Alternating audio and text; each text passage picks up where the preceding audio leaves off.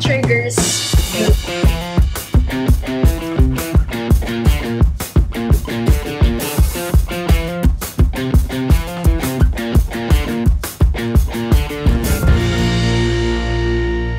Hello mga ka-ATM! Can you feel the excitement? Yeah! I can feel the vibration!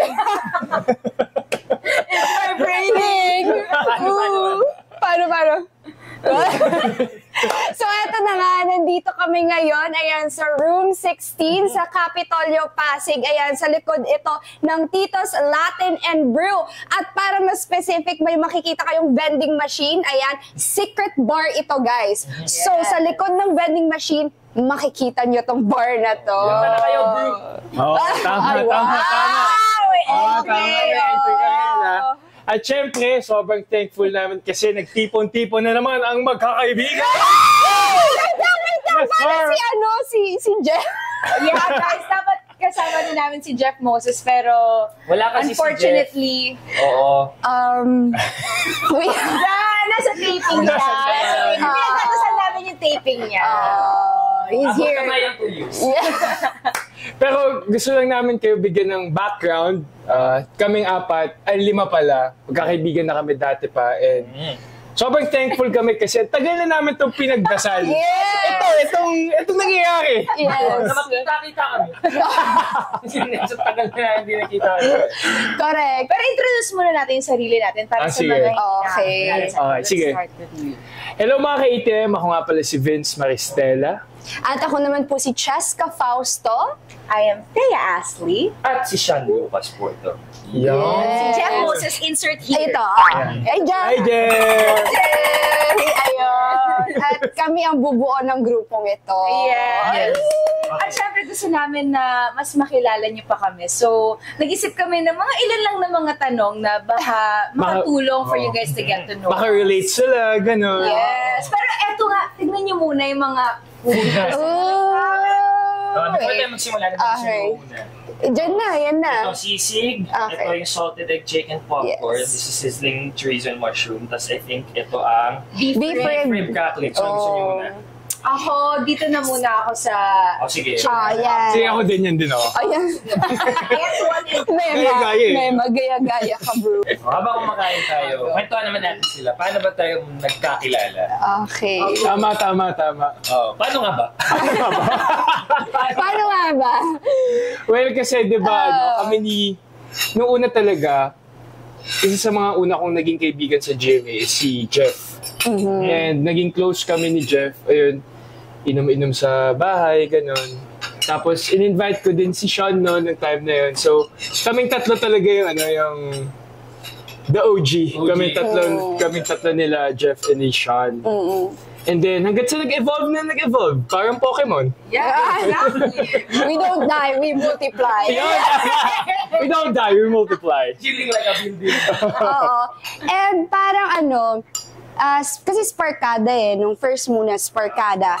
Ayun, and naging ka-close ko si Vince kasi nagka-work kami. Kumbaga, for some period of time, naging love team. Dalawang project din yung Oo, nagka-work kami. So from there on, syempre, like parang after taping, uy, saan tayo ganun? Hanggang sa naging close na kami nila, Sean at ni Jeff. Kasi nga, OG, sila yung magka-friend. So, nag-connect.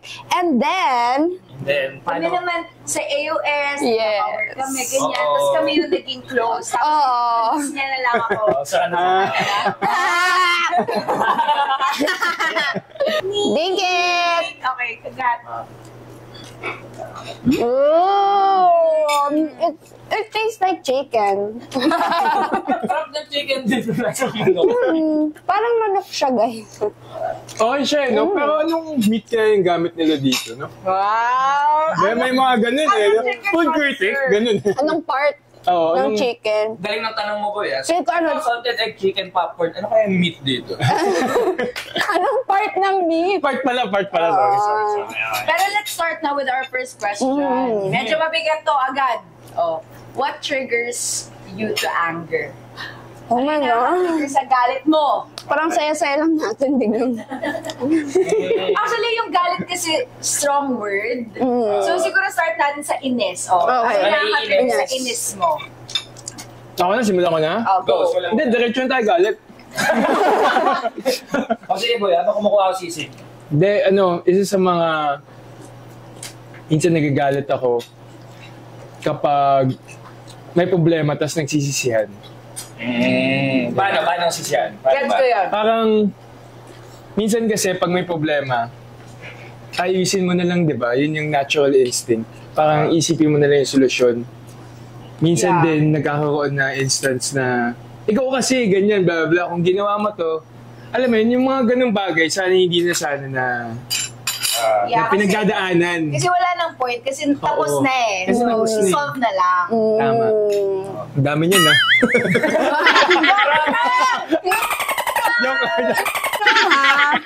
Pero yun din, parang ganun sa mga tao paminsan. Normal naman na mga tao paminsan may nagkakamali, ganun. Minsan mas okay na mag-hold up na lang kasi ang dami mong sinasabi. Oo. Yun, isa yun. Para okay lang tol, okay lang. Sabihin mo na lang yung kasalanan nga, tapos move on Totoo. tayo. Tama. Totoo. Which is also a good thing kasi mas nagiging better yung kumbaga relationship niyo as friends or whatever.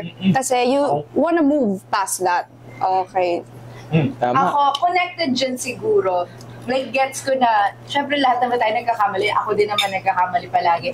Pero hindi ko mapigilan and I'm working on it. Natitrigger ako yung inis ko or anger ko minsan kapag yung parang paulit-ulit akong tinatanong with a certain thing. Parang para sa akin, di ba may kasabihan na there are no stupid questions. Sa akin meron.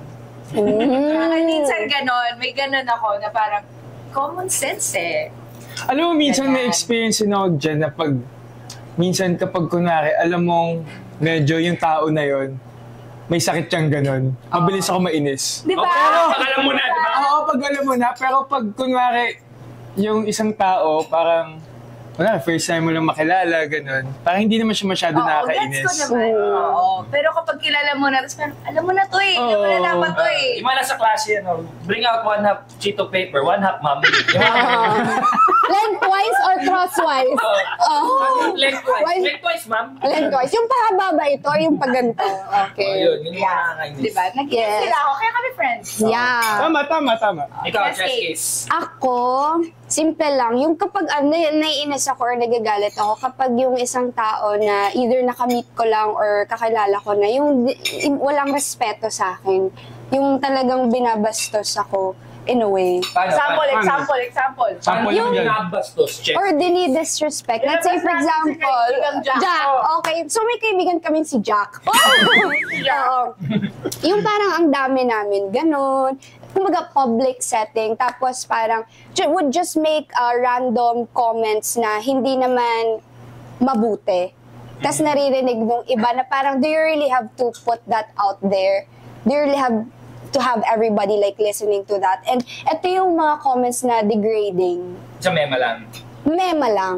Na Mema talagang lang. parang, talaga ba? Ito ba yung right timing and right place for you to tell me that? Parang ganon. So, Yes. medyo disrespectful talaga. Tsaka So may yung factor din yung parang Time and place. place. Oo naman, Yeah. syempre. Kasi if you wanna say something, if you have any comments, pwede naman in a private place, di ba? Yung ganon. Tsaka the way you say it, the tone, ganon. So, yun. Connected naman yun sa akin. Parang trigger ko rin is, pag minamaliit ako, Yun. ayaw yung ganun. Nari, nasa libar ako, lalo sa trabaho natin, mga tanong na tipong, bakit ka nandito? Parang, ikaw, bakit ka nandito? Oo. Oo. Tinatanong ng ganun. Minsan kasi medyo insensitive yung tanong. Parang kung ano yung feel ng isang tao. Kapag Hindi, yan. ayaw ko. Minsan parang, lahat naman tayo, nagtrabaho para mangarapin kung Yes. nasan tayo. Tama. So, Yes. huwag nating i-doubt yung isa't isa. Okay? Yeah. Huwag tayong spread ng negative energy. Lalo na pag before work, no? Yung talagang before ka magte-take.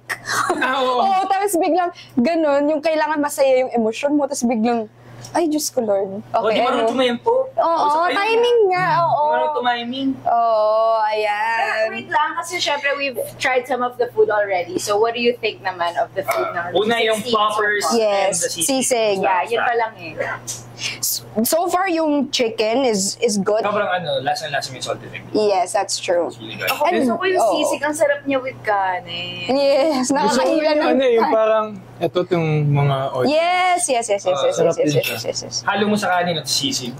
Yes, sir. Masarap. Actually, perfect combination tong dalawa. Yeah. Kasi crunchy and then ito medyo may sarsa. Excited na nga ako dun sa isa. Oh, Okay, yeah. With that. Itong The ribs. sizzling Chorizo.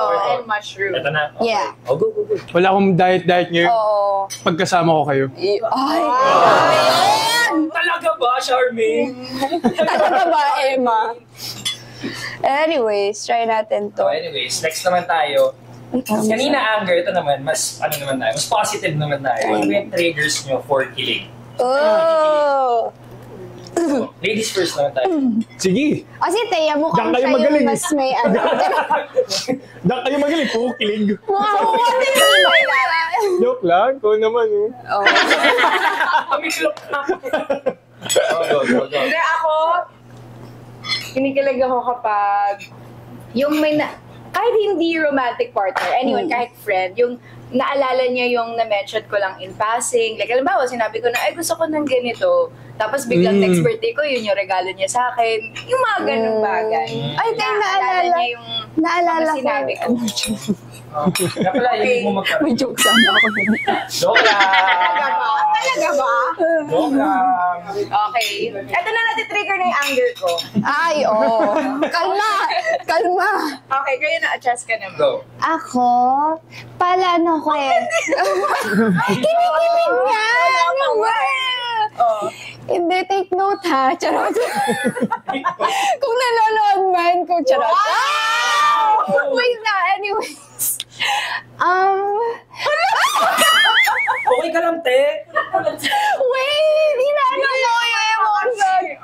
Wait, pala ano kasi ako? Ano? Wala Hindi ka pa sasagot, ha? Yan, trigger ng anger yan, ha? Nagano na! Hindi, kinikilig ako kasi pala words of affirmation ako. So pag yung sinasabi sa akin ng, let's say, ng guy or ng someone na how they feel about me. Ayun. So parang kinikilig ako. Anyway, so- Tubig ka muna. okay, thank you. So pag tinanong ka ng how do you feel about me, kikiligin ka na? Ganon? How do I feel about you? Ganon? Oh, how do you Easy. Hindi, I want to know how you feel about me. Parang ganon. Pag sinasabi niya ng diretso sa'yo. Oo. Na parang I care about you, I love you, I miss you, gusto kita kasama, gusto kita makita. Ayoko yung pa sikot-sikot. Oo. Dapat diretso. Dapat diretso. Tama. Oo. Ikaw Ikaw naman. Kinikilig ako? Kinikilig ka, par. Hindi, isa sa mga pag kinikilig ako, pag close yung family ko sa partner ko, ganun. Nakikita ko yung mom ko, kasama yung girl ko, tapos nag-enjoy sila, ganun. So, Joy mo yung pinsan mo. Yabe. Family reunion. Pagpakilala ko, kilala agad. Sino jowa mo na? Kilala mo naman to. Uy, pero nangyayari yan ha. No judgment. Oh, Judgment here. No judgment. katuwaan lang. Papakilig sa akin. Ay! Kinilig ako eh. Ay! Nagde-thank you lang, marunong mag-thank you. Ano, may ginawa akong maganda, feel ko na na-appreciate nila, yung mga ganun lang. Kasi paminsan, kunyari, may ginagawa kang maganda para sa tao, paminsan iniisip nila na parang matik na dapat gawin mo yun eh. Paminsan kahit, lalo na pag sobrang close yun eh, no? minsan kahit bare minimum, okay lang naman mag-show na appreciation. Diba kasi, ako lang, it took effort pa rin naman. So, Yeah. yun. Yun yung sa akin, yun yung entry ko. Nakakaano lang no? Parang nag-thank you. Thank you. Parang you feel Parang- appreciated. I Yes. feel seen. Tama. Oh, bago tayo Okay. mag-move on. Eto na muna tayo sa beef rib crackling. Crackling. Yes. Ay, excited ako dito, guys. I love... Sige, ikaw naman. Oh, yeah. May favorite na ako yung sisig, I think. Ganun. Sarap, di ba?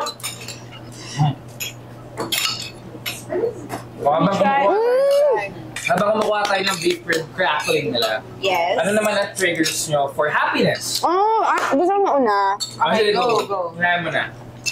sa happiness, sobrang saya ko kapag masaya yung mom ko. Especially yung mom ko. And of course, my siblings din. Tsaka dad ko na. Sige, pamilya ko na lang. Lahat sila. Family yung trigger mo. Yeah, as in, kasi, oo.